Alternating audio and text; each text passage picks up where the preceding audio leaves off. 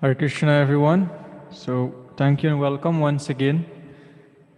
So today we are very happy and it's a pleasure to have with us His Grace Shanta Vigraha Prabhu, all the way from Trinidad.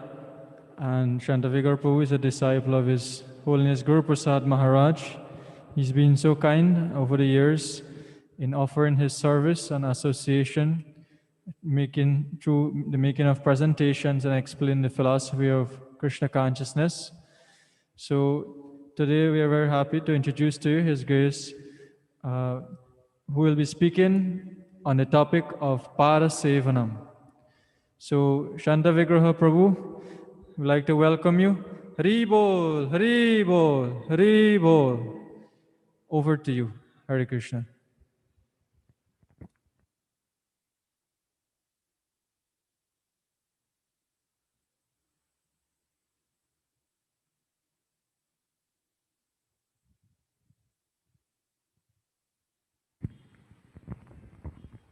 Are you hearing us, Prabhu?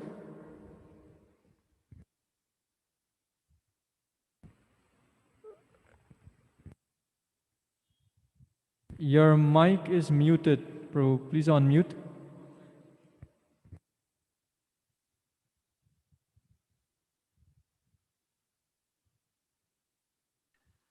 Oh, okay. Hare Krishna. Just now, the host was not allowing the mic to be unmuted, so I had a little difficulty with that. Okay. Om Jnana Timirandasya Gyananjana Shalakaya Chakshurunmilitam Jena Tasmai Shri Gurave Namah Shri Chaitanya Manobishtam Stapitam Jena Bhutale Swayam Rupa Kada Mahyam Tadati Swapadantikam Vandeham Shri Guru Shri Yuta Parakamalam Shri Gurun Vaishnavamscha Shri Rupam Sagrajatam Sahagana Raghunathan Vitam Tam Sajivam Sadvaitam Savadutam Parijana Sahitam Krishna Chaitanya Devam Shri Radha Krishna Padan Sahagana Lalita Shri Vishakan Vitamscha He Krishna Karuna Sindhu Dina Bandhu Jagatpate Gopesha Gopika Kanta Radha Kanta Namostute Tapta Kanchana Gaurangi Radhe Brindavaneshwari Vrishabhanu Sute Devi Pranamami Hari Priya Vancha Kalpatarubhyascha Kripa Sindhubhya Evacha Patitanam Pavanebhyo Vaishnavebhyo Namo Namaha Shri Krishna Chaitanya Prabhu Nityananda Shri Advaita Gadadhara Srivasadi Gaura Bhakta Vrinda Hare Krishna Krishna Krishna Hare Hare Hare Rama Rama Rama Hare Hare Om Namo Bhagavate Vasudevaya Om Namo Bhagavate Vasudevaya Om Namo Bhagavate Vasudevaya Hare Krishna.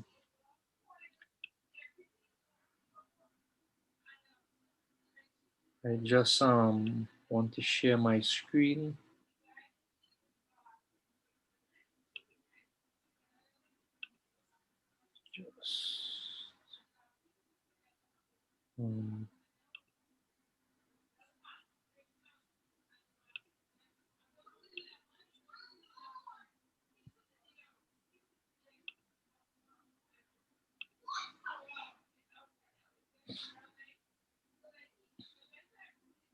Hare Krishna.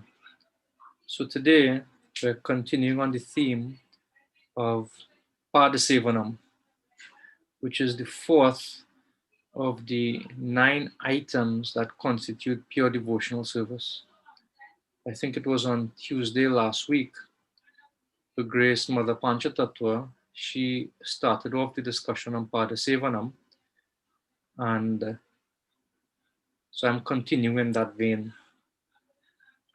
So this verse, or this process of Sevanam, comes in the 7th canto of Srimad Bhagavatam, the 5th chapter, text number 23 and 24. And the background of this verse is as follows. Hiranyakashipu had a son named Prahlad. Prahlad wasn't interested in the family business. His father was in the business of converting everybody to atheism, but Prahlad wasn't interested in that.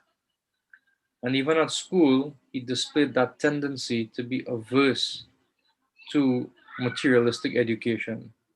Not materialistic education in the sense that he didn't know or understand what was being taught, but he didn't agree with the conclusion or the goal of what was being taught, because he felt that that type of education was creating that consciousness within oneself, that he would see some people as enemies, some people as friends, and there would just be that divide, and persons would act accordingly, whether exploitatively or otherwise. And he couldn't agree with that. And he had one run-in with his father previously, but then his father sent him back to his teachers and said, well, you go ahead and you teach. And his teachers, Shanta and Amarka, they did the best that they could. And they brought him back before his father. And his father asked him that, you tell me what is the best thing you've learned from your teachers. Tell me what is the best thing. Yad ashikshad gurur bhavan.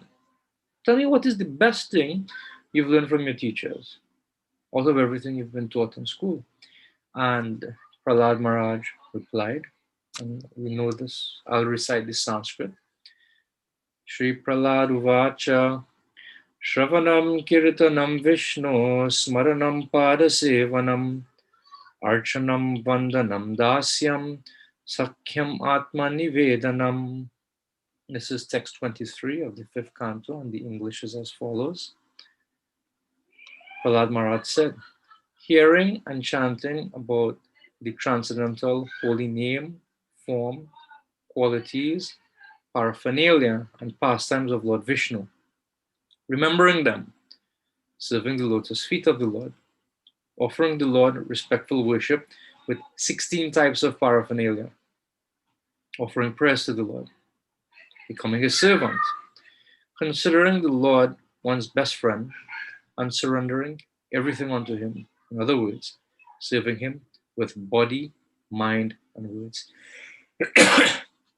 So in this verse here, Prahlad Maharaj outlines the 9 items of devotional service, of which you would have heard about: hearing, chanting, remembering, and the first class given by Mother Panchatattva on the process of Pada Sevanam, serving the feet. The next verse, Iti Pumsharpita Vishnu Bhaktische Navalakshana Kriyeta Bhagavatyadha Tanmanyedhitam Uttamam. This is text 24, and the translation is, these 9 processes are accepted as devotional service, accepted as pure devotional service. one who has dedicated his life to the service of Krishna through these 9 methods should be understood to be the topmost learned person, for he has acquired complete knowledge. So these 2 verses, the first one, text 23, illustrate the 9 items that constitute pure devotional service. And this verse, it emphasizes that point. These 9 are the primary and principal items of pure devotional service. But one who has dedicated life to the service of Krishna through these 9 methods should be understood to be the topmost learned person. He has acquired complete knowledge. And Adhitat Uttamam means that if properly done, these items are Anya Bilashita Sunyam. They are the very form of pure devotional service. So today, my task or my service is to speak a little on Pada Sevanam. So first, we'll explore what exactly is the meaning of Pada Sevanam, and we'll do so by exploring the indications given by some of our previous acharyas. So firstly, Sridhar Swami, in his commentary on this verse of Srimad Bhagavatam, he indicates that Pada Sevanam is paricharya. Paricharya. Now just keep this term in mind. Paricharya, just keep the term in mind, and we'll eventually discover what is the meaning by comparing how different acharyas analyze this word Pada Sevanam. Additionally, Sridhar Swami, he says Archanam means puja, as Srila Prabhupada translates here, offering the 16 kinds of items to the Lord, Shodash Upachar Puja, as is performed to the deities every morning, where deities are kept in the temples, or even some devotees who have a very high standard of worship in their homes. They also offer at least 16 kinds of articles for the Lord's pleasure. He says Dasyam, this is Sridhar Swami, he says Dasyam is Karmapanam. Karmarpana means offering all one's activities unto the Lord. So not just serving the Lord directly, but everything one does, he offers that as a service to the Lord. So Dasyam is Karmarpanam. And Sakyam means Tat Vishwash Adi. Vishwash means faith. Faith. So Tat Vishwash Adi means to have faith in one's friend. It's like if you have a very close friend with whom you share a very intimate relationship, and you could depend on that person. You could put faith on that person.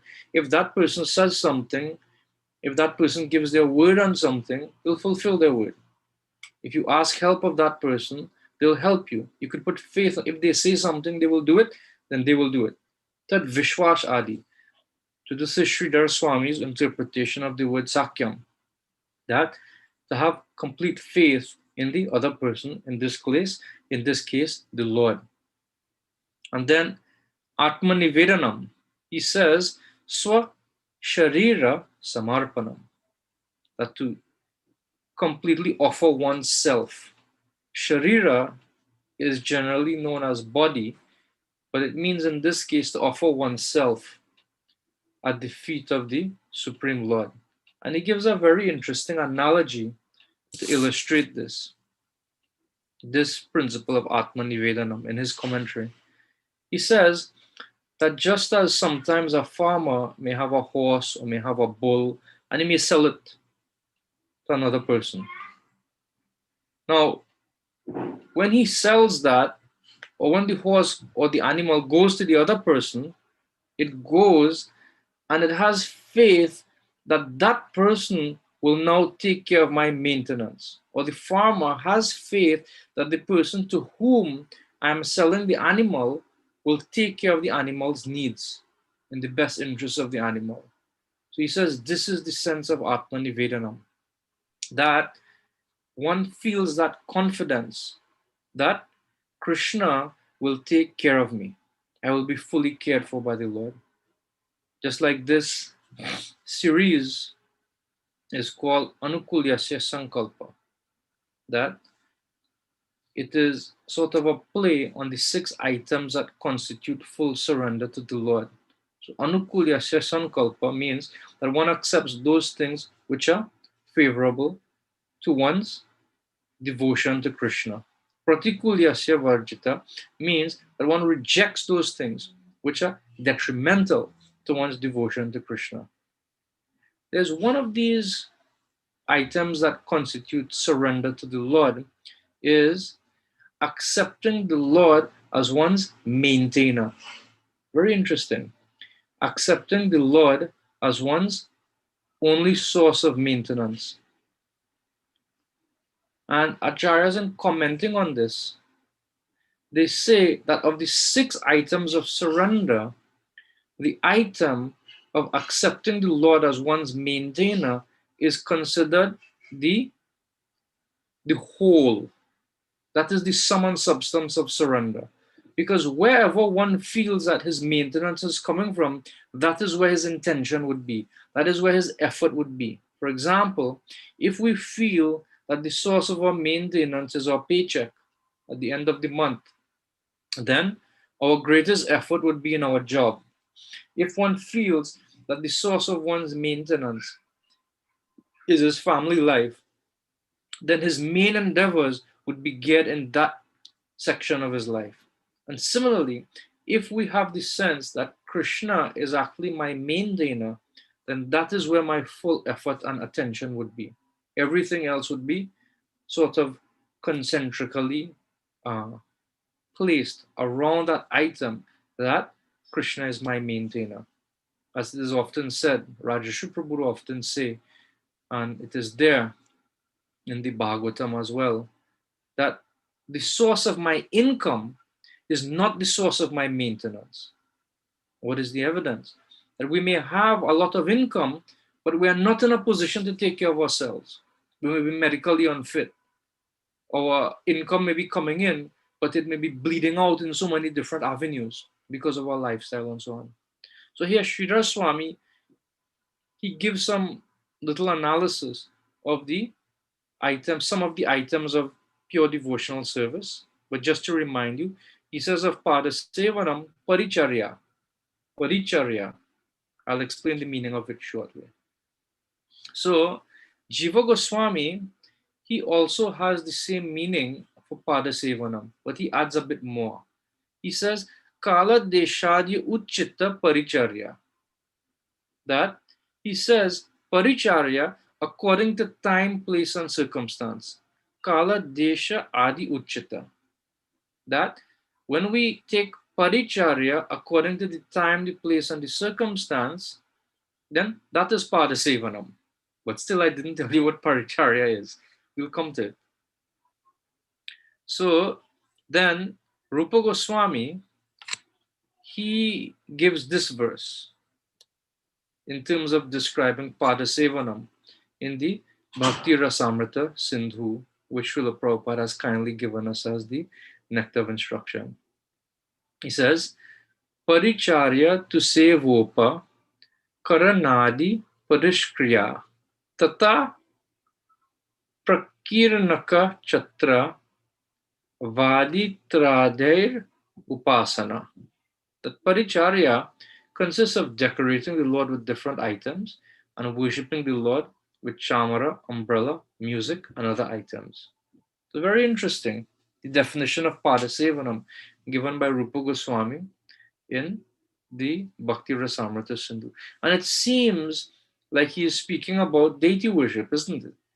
Paricharya consists of decorating the Lord with many different items and also worshipping the Lord with chamara. Just as when we perform deity worship on the altar, one of the items the pujari offers is the chamara fan, the white fluffy thing.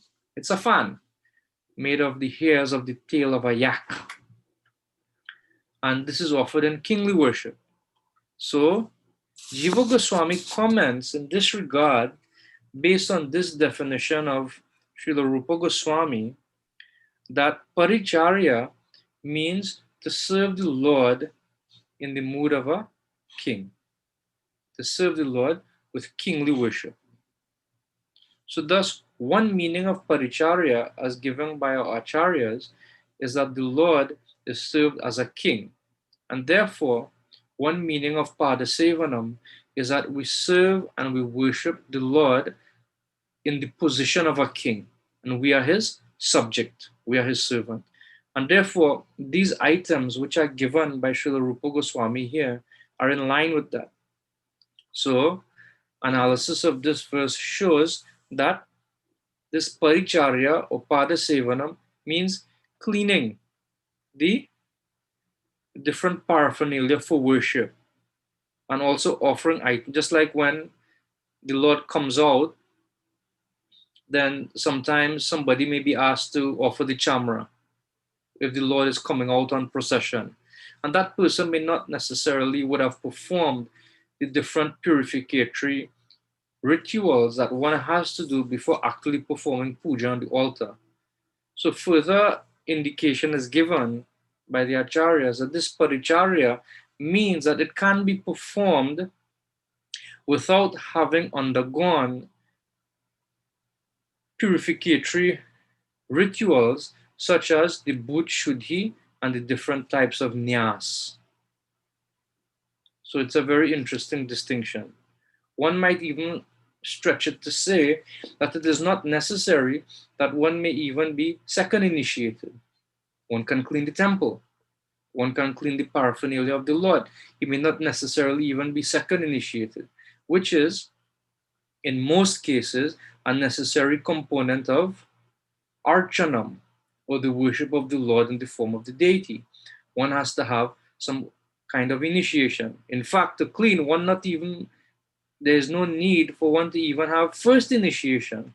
One can just be favorably engaged under the guidance of a devotee of the Lord. So here, in this first meaning of Padasevanam, as distilled from the various commentaries of our acharyas, Paricharya means that the Lord is served as a king, and it constitutes different types of services like cleaning, decoration of the Lord, cleaning the different paraphernalia for the Lord's worship, and also the playing of music and musical instruments and other items like that. And one need not even be initiated to perform some of these services. So, Padasevanam, according to acharyas, is paricharya, which means worshipping the Lord like a king with the items that I've described. So, next, let us see what Srila Prabhupada describes Padasevana as. So, these are some main points that I've taken from Srila Prabhupada's purport in this section. This purport is a very long one, but I'll read the section that corresponds to this fourth item of Padasevanam. So I'll read it. Padasevanam. According to one's taste and strength, hearing, chanting, and remembrance may be followed by Padasevanam. So I've quoted that verbatim from Srila Prabhupada's purport as the first point there on this slide. That according to one's taste and strength, hearing, chanting, and remembrance may be followed by Padasevanam. I'll continue. One obtains the perfection of remembering when one constantly thinks of the Lord's lotus feet. Being intensely attached to thinking of the Lord's lotus feet is called Padasevanam. So that I've quoted as the third point. That being intensely attached to thinking of the Lord's lotus feet is called Padasevanam. This process gradually includes other processes, such as seeing the form of the Lord, touching the form of the Lord, circumambulating the form or temple of the Lord, visiting such places as Jagannath Puri, Dwarka, and Mathura to see the Lord's form, and bathing in the Ganges or Yamuna. Bathing in the Ganges and serving a pure Vaishnava are also known as Tadya Upasanam. This is also Padasevanam. The word Tadya means in relationship with the Lord. Service to a Vaishnava, Tulsi, Ganges, and Yamuna are included in Padasevanam. All these processes of Padasevanam help one advance in spiritual life very quickly. So the first point Srila Prabhupada makes in his little excerpt here is that according to one's taste and strength, hearing, chanting, and remembrance may be followed by Sevanam. So what is the implication of that? So I take it that Srila Prabhupada somewhat indicates that Padasevanam comes as a consequence of taste in hearing, chanting, and remembering. When we chant the holy name of the Lord, we are actually praying for service. And that is the first point. To chant the holy name of the Lord means to offer a prayer to the Lord, please engage me in your devotional service. So that's the first point. The second point is that by chanting the holy name of the Lord, by hearing in the association of devotees, and by constantly trying to remember the Lord within our consciousness, naturally what happens? We become interested, as Srila Prabhupada says here, in thinking of the Lord's lotus feet. Now, for us as devotees, thinking of the Lord's lotus feet is not a passive thing. It more or less translates into how can I serve? How can I render some service? So if one is properly chanting, hearing, and remembering the Lord, naturally the inclination to want to serve will arise in one's consciousness, will arise in one's heart. And therefore, Srila Prabhupada says that according to one's taste and strength, hearing, chanting, and remembrance may be followed by Pada Sevanam. So this indicates that Pada Sevanam may come as a consequence or as a result of properly hearing, chanting, and remembering. It's a very, very important point that Srila Prabhupada indicates here. Srila Prabhupada also says that being intensely attached to thinking of the Lord's lotus feet is called Padasevanam. The Lord's lotus feet. Have you ever wondered why the Lord's feet are described to be like a lotus? You know, we often, practically the Lord's everything, his lotus mouth, his lotus eyes, his lotus feet, his lotus hands, his lotus smile, everything about the Lord we describe as being a lotus. So why is that? So one devotee described this, and he said that in this material world, we are all like bumblebees. We are all like bees. And as the nature of a bee is that it flies from flower to flower to flower to flower, trying to get nectar. Similarly, everyone in this material world, we are going from person to person, from activity to activity, from place to place, from thing to thing, from experience to experience, trying to get happiness. So just as the bee is going from flower to flower to get nectar, similarly, every time we change a situation in our life, we are trying to get happiness, just like a bee. But the problem is, the amount of nectar we get is significantly inferior or insignificant in comparison to all the thorns that we have to be pierced with. So sometimes there's particular flowers. One type of flower is called a ketaki flower. Acharyas have given a comment like this, that sometimes to get the honey from inside that ketaki flower, when the bee enters, its wings and its body sometimes becomes pierced by the thorns of that ketaki flower, of that ketaki plant. But when the bee is able to enter into the lotus, then there he is able to get honey, to get nourishment, but there's no danger. And in fact, even if he stays in the lotus and the lotus flower closes its petals at night, the bee is still very safe and secure. It is not harmed. So similarly, when we finally come to the resting place, that is the Lord's lotus feet, or anything in connection with the Lord, then similarly there we will find unlimited nourishment and unlimited protection. Just as the bee finds shelter and security and nourishment in the lotus flower, similarly, we derive shelter, nourishment, and real happiness when we come to the lotus feet of the Lord. So therefore, Pada Sevanam, to become attached to the lotus feet of the Lord. Srila Prabhupada does something very interesting here. Whereas the previous acharyas have indicated that the main theme or the main understanding of Pada Sevanam is the serving the Lord like a king, Srila Prabhupada significantly expands the meaning of Pada Sevanam. And from Srila Prabhupada's indication in this little paragraph here, Pada Sevanam could be divided into two categories: serving the lotus feet of the Lord and serving with the feet. With whose feet? With our feet. Serving with our feet and also serving his feet, as indicated in this purport. So I've divided the different indications given by Srila Prabhupada on this slide. So serving the feet, what is that? Seeing the form of the Lord, touching the form of the Lord.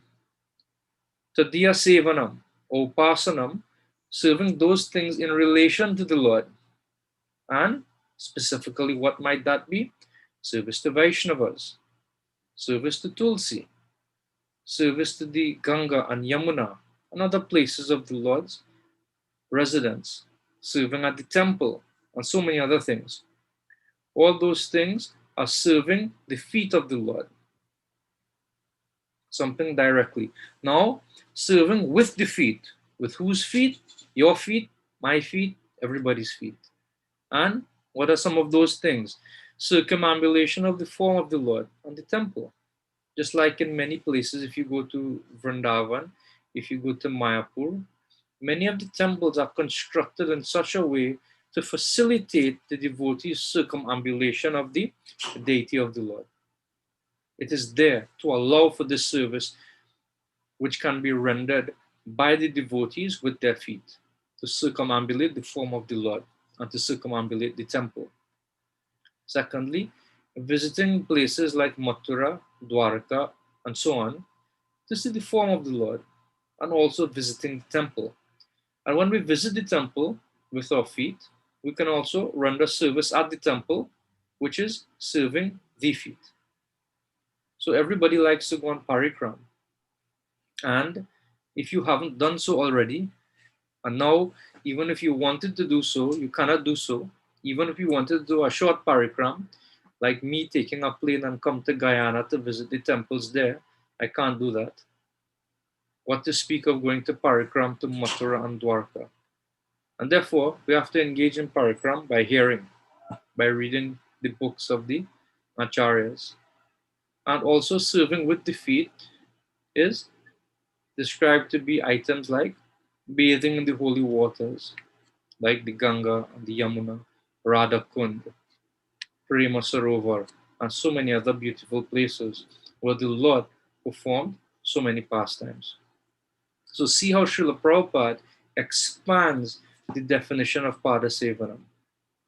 So just to reiterate, the Acharyas, they gave indication that Pada Sevanam is serving the Lord like a king by doing services like cleaning the paraphernalia of the Lord, offering different paraphernalia, and one need not even be initiated to offer some of these services. Srila Prabhupada expands the definition. He says that Pada Sevana means to think very intensely of the Lord. It may come as a result of properly hearing, chanting, and remembering the Lord. And Pada Sevanam could be divided into two categories: serving the feet of the Lord, of the devotees, and those things in relation to the Lord, and serving with the feet, circumambulation of the Lord, visiting the holy places of the Lord, visiting the temple of the Lord, bathing in holy places like the Ganges and the Yamuna, Radhakund, and so many other places. So this is Srila Prabhupada's definition of Padasevanam. I know what is very nice about this Padasevanam. Krishna himself sets the example of Padasevanam.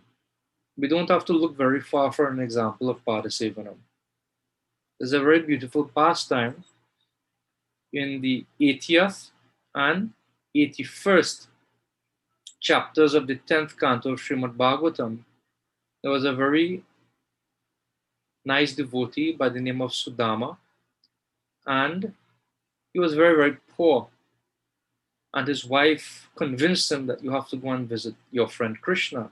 Sudama and Krishna, they went to school together in the ashram of Sandipani Muni. And Sudama, even though his wife was indicating that your friend Krishna is now a king, you go to him, he'll take care of you. Sudama thought, I don't need Krishna to take care of me, but if I go to see Krishna, then I will just get that opportunity to spend some time with him. And that will actually be the perfection of my life, which is greater than any amount of wealth or facility in this world. So Sudama served Krishna with his feet. He walked from where he was staying to visit Krishna in Dwaraka. And when Krishna saw Sudama coming, Krishna served his feet, the feet of his devotee. And he offered kingly items of worship, paricharya, to Sudama. And I'll read those verses from the 10th canto of Srimad Bhagavatam, 80th chapter, text number 20 to 23. Lord Krishna seated his friend Sudama upon the bed. Then the Lord, who purifies the whole world, personally offered him various tokens of respect and washed his feet, O king, after which he sprinkled the water on his own head. He anointed him with divinely fragrant sandalwood, a guru, and kumkum paste, and happily worshipped him with aromatic incense and arrays of lamps. He's worshipping just like a king. Who is doing the worship? Krishna. Who is being worshipped? The devotee. After finally offering him betel nut and the gift of a cow, he welcomed him with pleasing words by fanning him with her chamra. So who is also fanning? The goddess of fortune, Rukmini Devi. By fanning him with her chamara, the divine goddess of fortune personally served that poor Brahmana whose clothing was torn and dirty and who was so thin that veins were visible all over his body. This beautiful description given by Shukadev Goswami in the 10th canto, 80th chapter, verses number 20 through 23. How Krishna sets the example of Padasevanam. As Srila Prabhupada said, that Padasevanam means serving those things in connection to Krishna. Tadya Upasana. One of those things in connection to Krishna is the Vaishnava. Krishna is never without his devotees.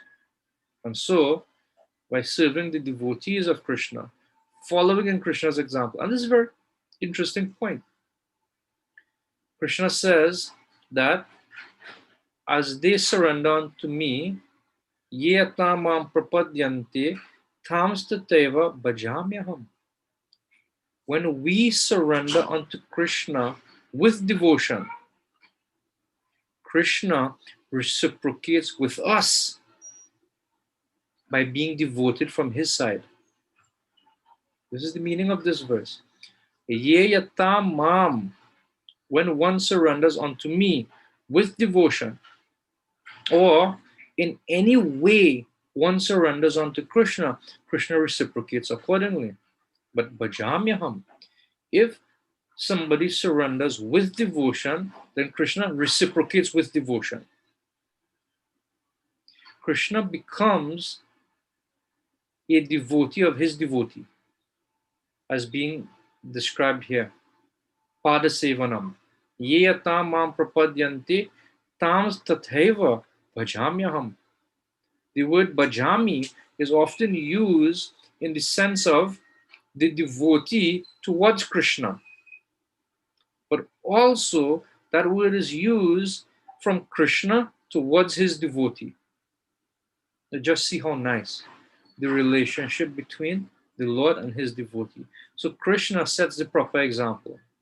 The devotee served Krishna with his feet, in this case Sudama, and Krishna reciprocated by serving the feet of his devotee and giving full care to all the needs of Sudama and his wife. This is the nature of love between the Lord and his devotee. So Krishna sets the proper example. Now I was making the point just now that Srila Prabhupada, he says that one of the items of Pada Sevanam is serving with the feet, to visit the holy places of the Lord, where he performs his pastimes. But now it is not possible to do that, but we have to do it somehow or the other. So how do we do it? We have to do it virtually. So Navadvip is the place where Lord Chaitanya performed his pastimes. Krishna appeared 5,000 years ago, but for the purpose of inaugurating the Sankirtan movement, he appeared 500 years ago in the form of Chaitanya Mahaprabhu. And he appeared in Mayapur or Navadvip Dham. So Navadvip.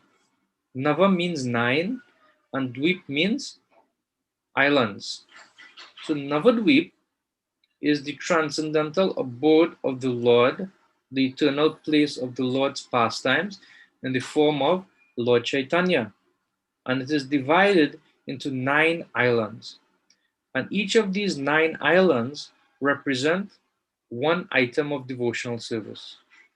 So the island that represents Padasevanam is called Koladvip. The island that represents Padasevanam is called Koladvip. I don't know if you could see my mouse on the screen, but Koladvip is just here.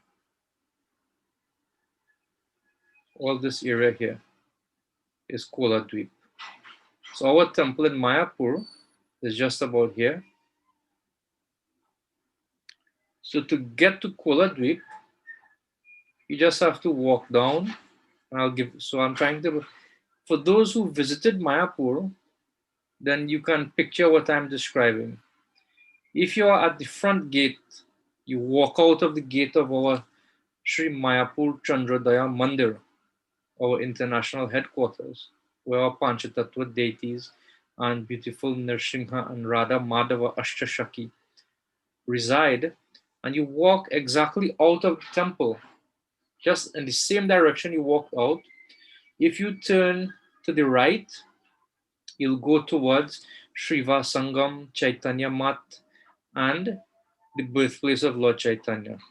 If you turn left, as soon as you turn left, there's a temple that is very easy to miss, just on the left of the road.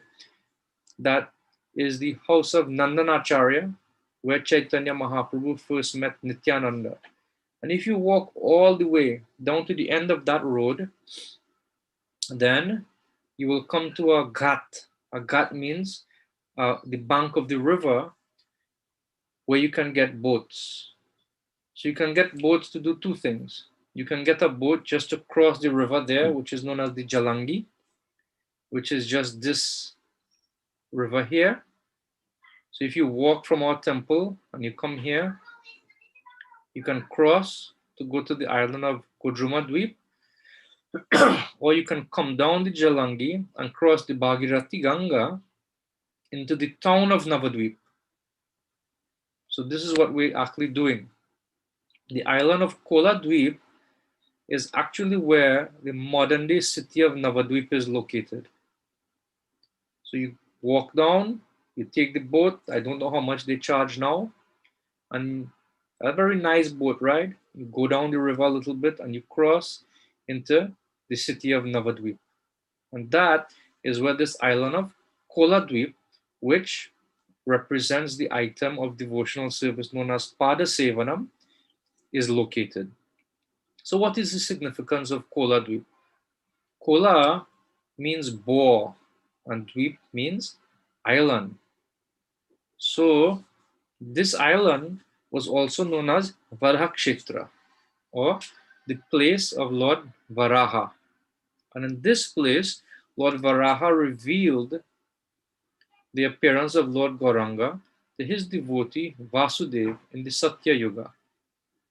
It was described that there was a devotee by the name of Vasudev who was very much attached to that form of Lord Varaha, and he worshipped the Lord either in the form of Shaligram Shila.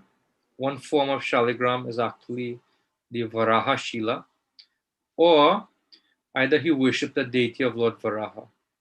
Either one or either way, he was very much attached to his worship, and he worshipped very diligently with great intense love and affection for Lord Varaha. And finally, Lord Varaha, in reciprocation with his devotee Vasudev, revealed his form to him as the boar incarnation. But he also said that actually in this place where you are located now, I will appear in the future in the form of Lord Gauranga to inaugurate the Sankirtan movement. And that Varaha transformed himself into Lord Chaitanya. Practically speaking, as Vasudeva was seeing this, he was swooning in ecstasy and fainted one or two times. Fainted first when he saw Lord Varaha, and fainted for a second time when he saw the form and the beauty of Lord Chaitanya. So Lord Varaha revealed to his devotee Vasudeva that in the age of Kali, I will appear and you will also appear with me. Who did Vasudeva appear as in the pastimes of the Lord? Unfortunately, I do not know. So I can't describe that for you. I don't know if even if it is described, but at least from my little research, I didn't find a name in terms of who he appeared as. So this is the significance of Kola Dweep. At that place, it is no longer visible now, where Lord Varaha transformed himself to Lord Chaitanya before his devotee Vasudev. That place is considered to be none different from Govardhan Hill, but that hill is no longer there, unfortunately. But that hill in that place is considered to be none different from Govardhan. So there are a few holy places worth mentioning in um, the island of Kola Dweep, and we'll discuss a few of them in this little parigram that we are having this morning. Pada Sevanam, serving with the feet. But in this case, we are serving with the feet, with the ears and eyes. So, Kola Dweep, the place where Lord Varaha revealed his form of Varaha and Lord Chaitanya to his devotee Vasudeva in Satya Yuga. A very important place in Kola Dweep is the temple of Dhameshwara Mahaprabhu. So Dhameshwara Mahaprabhu is a deity which was given to Srimati Vishnu Priya Devi, the second wife of Chaitanya Mahaprabhu. Mahaprabhu took sannyas when he was 24 years old, and at that time Vishnu Priya was just 16 years old. Just 16 years old. But that deity of Mahaprabhu was worshipped by Srimati Vishnupriya Devi for 80 years. And she would do various services to the deity. And what kind of service is this? It is called Pada Sevanam. Pada Sevanam. And she would make different offerings of food stuff to the deity. She would clean the deity. She would bathe him. She would dress him. She would offer worship and so many different things. But listen to this interesting way she also used to worship. One of the things that Vishnupriya Devi used to do was chant the holy name all day long. But we would chant on beads, right? We would chant on beads. But how would she chant? every time she would chant either one round or one mantra, I can't remember exactly, she would put aside 1 grain of rice. 1 grain of rice. At the end of the day, how much ever rice she would have gathered by her chanting of the holy name, that is what she would prepare for herself to eat on a daily basis for 80 years in service to Mahaprabhu. A very interesting pastime took place the night before Mahaprabhu took sannyas. He was lying with Vishnu Priya and he was giving her different instructions. And one of the things that he said to her was actually, in this age of Kali Yuga, there are only two religious principles. And those religious principles are chanting the holy name of the Lord and serving his devotees. So serving the devotees in the theme of this morning's discussion is Pada Sevanam. So Dhameshwar Mahaprabhu, a very, very beautiful temple where Vishnu Priya worshipped the deity of Dhameshwar, Lord Chaitanya, for 80 years. So this is one of the places in Kola Dweep. Another place of significance in Kola Dweep is the Samadhi Mandir and Bhajan Kutir of Srila Jagannath Das Babaji. Srila Jagannath Das Babaji lived for 146 years. Originally, he performed bhajan in Surya Kund in Vrindavan. But Bhaktivinoda Thakur, on one of his visits to Vrindavan, he developed a very nice friendship with Jagannath Das Babaji. And Jagannath Das Babaji felt that it is so difficult to have darshan of Krishna, even though I'm in Vrindavan. And Bhaktivinoda Thakur said, but actually, you should come to Navadvip.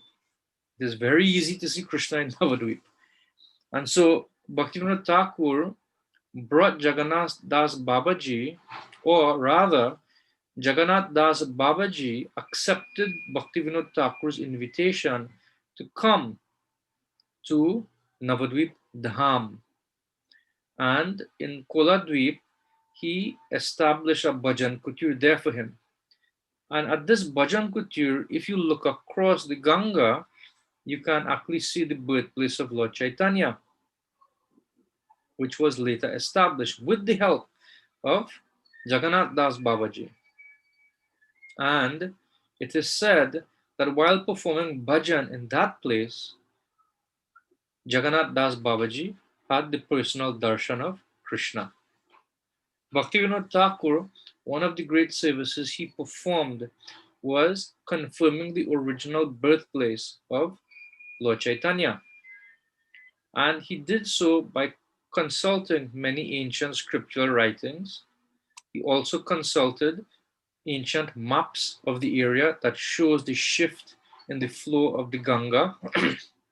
And the final confirmation was given by Jagannath Das Babaji himself, who at that time was so weak, so old and feeble that he had to be carried in a basket by one of his servants by the name of Biharilal. And when Biharilal, accompanying Bhaktivinoda Thakur to this site, which he thought or had confidence in, that was the original appearance place of Lord Chaitanya, immediately when Jagannath Das Babaji came to that point, he leapt out of the basket, and it is said that he leaped as high as 15 feet in the air. And he cried out, Ito Gaura Janma Bhumi, that this is the place where Lord Chaitanya appeared. This is the place where Lord Chaitanya appeared. This is the place where Lord Chaitanya appeared. Thus confirming by his transcendental vision that was actually the place of Lord Chaitanya. And there's so many beautiful pastimes with Jagannath Das Babaji. There's one time he was known especially for his renunciation. There was one time being carried by Biharilal. A very wealthy person gave him a 1 rupee note. And after going for some time, he told Biharilal, go back and find that person who gave this 1 rupee note. And when he found the person, he returned the 1 rupee note. And he says that actually the kind of lifestyle I live, this 1 rupee note is too much of a burden for me to carry. But you are accustomed carrying such burdens. You have so many rupees, and certainly this one will not be any difficult, will not prove any difficulty for you to carry. So he returned the 1 rupee note in this way. Maybe because he didn't like the consciousness of the man who gave it and decided he would not accept charity from this person. Jagannath Das Babaji was such a famous devotee of the Lord that people would come to visit him quite often, and they would leave Lakshmi. And he couldn't see very well. In fact, he would have to hold his eyes open with his fingers just to keep them open. And they would just come and leave the money just in the courtyard in one spot. But somehow, by his transcendental vision, he knew exactly how much money was there. He knew. And then one day he said, Biharilal, just go and see there are 200 rupees there now. Make sure. And Biharilal went, and sure enough, it was 200 rupees. And then he said, Biharilal, go to the marketplace and take these 200 rupees and buy rasgullas and all the varieties of sweetmeats, and you feed all the dogs and animals and cows of the area. So Biharilal said, but what about the sadhus? You will not give anything to the sadhus? He said, no, no, no. Most of these sadhus here are just secretly they engage in so many types of sinful activities. Better we give to the Dham Vasis, for the residents of the Dham. Another time he displayed this type of affinity towards the animals in the Dham was in Vrindavan. That oftentimes he would, and this is not something we could imitate, but this was his nature, that he saw all the residents of the Dham as actually descendants from when Krishna appeared on the planet. And he would often let the sometimes animals eat off his plate. And he didn't oftentimes give his remnants to anybody. Sometimes he himself would even eat his own plate. Because leaf plates, banana leaves and so on, just so people wouldn't get his remnants. But he would give his remnants to or share his prasad with the animals of the Dham. And he was very much concerned for their welfare.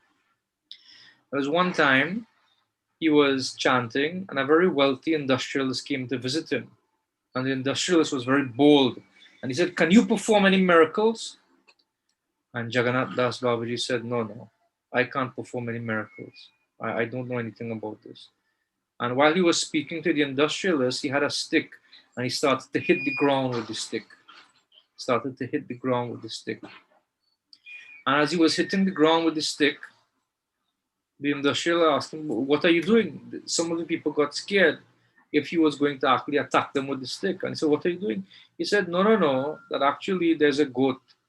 And this goat in Radhakund is eating the tulsi near the Samadhi Mandir of Sanatan Goswami. Either the Samadhi Mandir or one of the Bhajan Kutirs of Sanatan Goswami. So therefore, I'm just chasing the goat. And the industrialist, he had money. So he went to the telegram office and he sent a message to Vrindavan asking if such and such was true. After some time, the message came back that yes, there was a goat who was eating tulsi at the mandir of Sanatan Goswami, and suddenly the goat ran away. And this occurred at the same time that Jagannath Das Babaji was hitting the ground with the stick. So Jagannath Das Babaji Maharaj, very, very elevated devotee of the Lord. So his Bhajan Kutir and Samadhi Mandir are there also in Koladweep. Now, actually, there's a few more things I could discuss, but actually I will stop here in the interest of time. And Srila Prabhupada, he concludes his purport that all these processes of Pada Sevanam, help one to advance in spiritual life very quickly. What are those processes? We serve with the feet and we serve the feet. We serve the feet of the Lord and we serve the feet of his devotees. And we serve in the different temples of the Lord. We visit the holy places of the Lord's pastimes and appearance, the temples, the different dhams, to increase our advancement in spiritual life. What does increasing our advancement in spiritual life? It means our love for Krishna is becoming more and more blossomed. And finally, there's one verse which is formed in the Padyavali of Rupa Goswami, text number 58. Jnanavalambaka kechit karmavalambaka vayam tu hari dasanam padatranavalambakaa. In this world, some follow the path of speculative knowledge, jnanavalambaka, and some take to fruitive activities or karma, kechit karmavalambaka, just how to enjoy within this world. But we are not interested either enjoying or becoming free of enjoyment. Our only goal is to vayam tu hari dasanam padatranavalambakaa. The only interest we have is to take shelter of the wooden sandals of the servants of Bhagavan Hari. So this is Pada Sevanam. So I will stop here. And if there are any questions, any comments, anything anybody would like to add, we have 10 more minutes, 9 more minutes according to my watch before the start of the Arati ceremony. Hare Krishna. Hare Krishna, Shanta, Vigraha, Prabhu, thank you very much for your presentation this morning. And to take us on parikram, Vishaka is saying, and to take us on parikram virtually. Now we want to go, what we do? So my question is, the feet of the Lord, we can understand, and we may say, well, it's easily available in his Murti Archa Vigraha form. So one may be able to, at any time, touch the feet of the Lord or make some offering at the feet of the Lord. However, it is said that the devotees are the great carrier, and two example you would have given, or two description you give this pastime of Krishna worshipping the feet or bathing the feet of Sudama.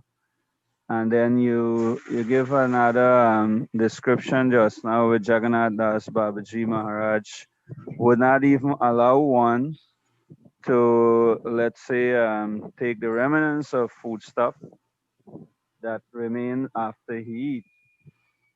So the question is, how do we get the mercy of, since we know that the devotees are the great carrier of love of God or Krishna Prema, or the blessings, the mercy, how do we get the blessings of the feet of the Lord's devotees? Is it that it is readily available, or there is something one needs to do to get the blessings and the mercy, or get to worship the feet of the devotees? Now, in terms of specifically being able to worship the feet of a devotee, most devotees would not allow that.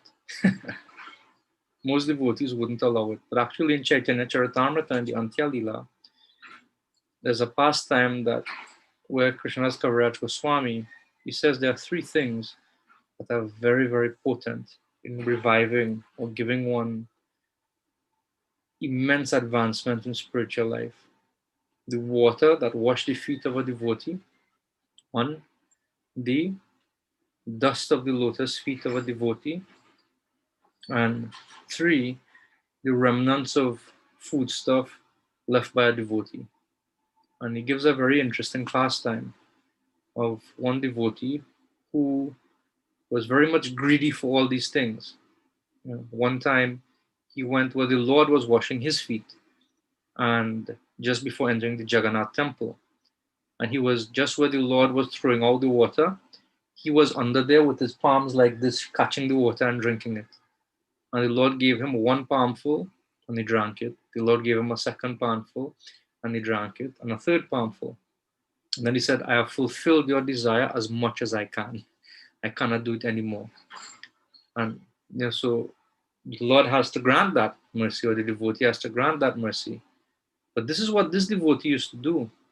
I forget his name, but a very beautiful pastime in the Antya Leela of Chaitanya Charitamrita. So he went to, this is an example of what he would do. He would go to one devotee's house, and this pastime is given, and he bought very beautiful mangoes, ripe mangoes, and he gave it. And he would oftentimes wait for when you would finish eat to take back the remnants. But people sort of caught on to him and said, listen, no, I'm not going to give you my remnants. So he left. But he went and waited to where they would, just hidden at the place where they would throw out their domestic garbage.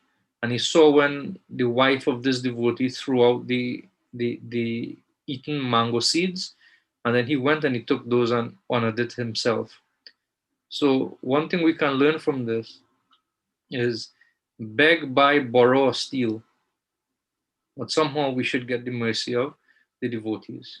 So that is one thing. But practically, what can we do to get the mercy of the devotees? The first thing we can do is just serve. And what do I mean by serve? When we engage favorably in devotional service, thinking oneself or always identifying as the servant of those who have dedicated their lives to the service of the Lord. With that type of consciousness, then naturally the mercy of the devotees flow to us. It's natural. We don't have to go often, because sometimes by taking the dust of somebody's feet, by taking the water that washed the devotee's feet, we may not get the opportunity, or it is not just by that it is the consciousness with which it is done. It is not an external ritualistic type of activity that just I touch the feet and like electricity being transmitted, then Bhakti Shakti is transmitted into my heart. It can happen provided that we don't have any insulation up. Just like rubber is one of those materials that prevent the flow of electricity. Bhavad vidas bhagavatas tirti bhuta soyam vibhu tirti kurvanti tirtani swantastena gadabrata. Yudhishthir glorifies Vidura, and Srila Prabhupada comments in that purport that just like electricity is available, but still you have to have that source of electricity that we cannot interact with the electric house, the generation station, but we could interact with the bulb when it is plugged into the electrical outlet, or we can plug in our computer to have it charged and so on in an electrical outlet. So in the same way, it is not just ritualistically touching the feet, but that electricity does not flow if there's an insulation in between. We have to remove that insulation. We have to remove that. And by fear, and what puts up that insulation is when we develop an attitude of distinguishing between Vaishnavas. It's a very, very dangerous type of mentality. Sometimes we may have to make some distinction, but that should be only on necessity, that there is some need. But in our consciousness, it should not be that he's a good devotee, he's not a good devotee, and create that sort of division in our consciousness amongst devotees. But rather, we should see all devotees as an object of my service. This is the first point. So the second point. So firstly is we have to favorably serve by being engaged in devotional service, chanting the holy name and so on. Secondly, we have to prevent ourselves from creating that divisiveness between devotees or amongst devotees within our consciousness. And how do we do that? By seeking opportunities to glorify devotees and serving devotees in a way that we can. For example, we can serve prasad. If we stand and serve prasad, then how many Vaishnavas would we have served if we stand and serve, especially at a huge feast? If we arrange for prasad to be cooked for the service of Vaishnavas, then we're actually serving Vaishnavas. And even without touching the feet, even without drinking the water, even without directly taking the remnants, naturally the mercy of the Vaishnavas would flow to us. What is the evidence? That our taste for doing those activities, our taste for chanting the holy name, our taste for hearing Krishna Katha would increase. It happens as a result of receiving the mercy of the Vaishnavas. So we have to want it. And we have to do things in our life that prevents us or insulates us from coming and keeping the mercy of the devotees away from us, which is putting up insulation. And what is that? By creating a consciousness of divisiveness in our mind amongst devotees, and also criticizing devotees and engaging in sanghas that participate in the finding of fault among devotees. Is that okay, Prabhupada Prabhu? Yeah, I'm trying to. I'm trying to gather. Well, I think one of the main point there that I gather is act in such a way, not some. I mean, try to, of course, get the mercy by any means, as you said in the beginning. But Beg, if buy, like borrow, or steal. beg, borrow, still get and enjoy. So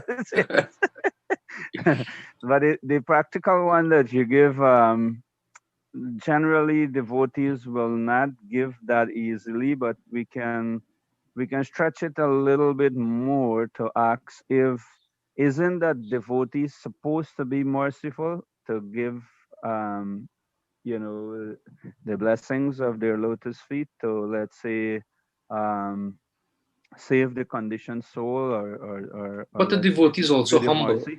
A devotee is also humble. He doesn't like people to touch his feet. Okay, So okay. there's also that aspect of a devotee. But Thank you very much. a devotee gives his mercy very liberally by encouraging persons in Krishna consciousness. There's By a quick one encouraging in the persons. there's a quick one in the chat. If you want to comment on that quickly before we close. Okay, so I just saw it come up here. Yeah. But I think I mentioned that what puts up insulation from the electricity of the mercy is attempting to distinguish. So that's one point. But it's more like a comment, sort of reiteration of the point. Yeah. Okay, thank you very much. Any concluding words from you before we close? Right, I would just like to thank you very much for the opportunity to engage in Krishna Katha with the devotees. I consider myself very fortunate and that I had this opportunity. Also, before we leave, just one last bit of Pada Sevanam. Today is His Grace Rajarshi Prabhu's appearance day. So, to take this I thought opportunity. I was going to say that, No, well, you see, beg, buy, borrow, steal. I rob it from you. So today, and actually, the gift that Rajarshi Prabhu has given many of us, both in Trinidad and Guyana, I can speak for myself, and continues to give us, is unparalleled. Like oftentimes, we think that we have to, some person who we see as a popular devotee, as a Pakka devotee, we have to purchase a ticket for them to come, or we have to go somewhere to see them. But we have somebody like Rajarshi Prabhu right in our midst who fully exemplifies the qualities of a Vaishnava, who exemplifies what it means to be self-introspective, always improving the quality of his own devotional service and encouraging others to do so, always working on his own relationship with the holy name and encouraging others to do so, always improving his hearing of Srimad Bhagavatam and Bhagavad Gita and facilitating others in doing so, always giving devotees prasad, especially